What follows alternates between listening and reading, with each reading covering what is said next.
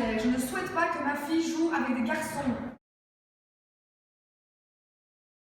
Dans cette situation, est-ce tolérable ou pas? Bien sûr, n'oubliez pas de justifier. Un deuxième point que je vous demande, c'est quelles sont les émotions ressenties à ce moment-là. Et rappelez-vous votre cours de déontologie de l'année passée, quels sont les besoins sous-jacents?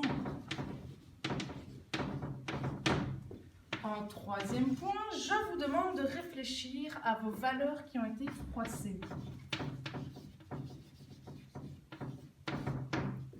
Ensuite, est-ce qu'il y a moyen de comprendre cette situation, oui ou non? Toujours justifier. C'est ce qui est important, c'est ce que je regarde.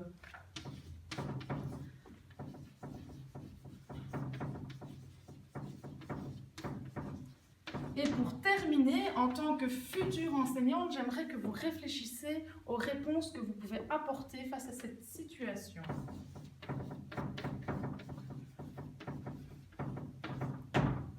Vous avez 10 minutes. Est-ce que c'est tolérable? Ben non, parce qu'il utilisait la violence, que bon, ok, tout peut être dit, mais ça dépend de la manière dont on le dit. Et là, la manière n'y est pas. Puis, lui, il savait très bien qu'il mettait son enfant dans une école mixte. Il devait être en accord avec le projet pédagogique de l'école. Donc, il sait à quoi il s'engageait. Puis, l'institutrice, elle a autre chose à faire que de surveiller un seul enfant pour ne pas qu'il joue avec des garçons. Alors, les émotions et les besoins sous-jacents. Ben, il y a la peur et l'angoisse. Je pense que c'est les premières. Et le besoin sous-jacent, ça doit être le besoin de respect, le sentiment de sécurité, besoin de préserver son espace personnel. Besoin aussi, on est dans nos habitudes, etc.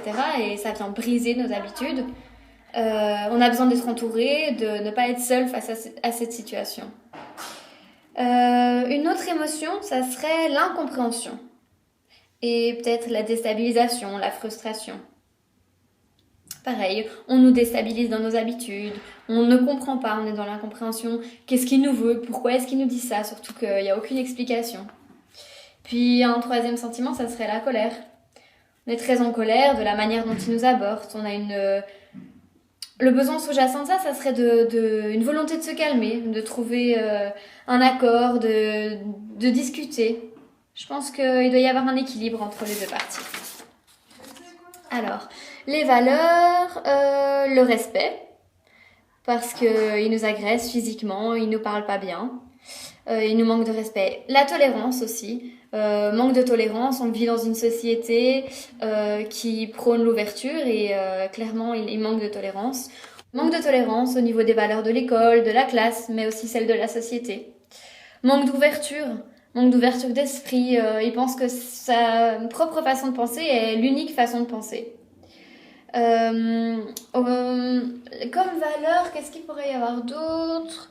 L'engagement et la disponibilité, parce qu'on s'engage auprès des enfants, on s'engage à être disponible pour eux, et que finalement, il vient perturber cette routine d'engagement et de disponibilité qu'on a envers son enfant.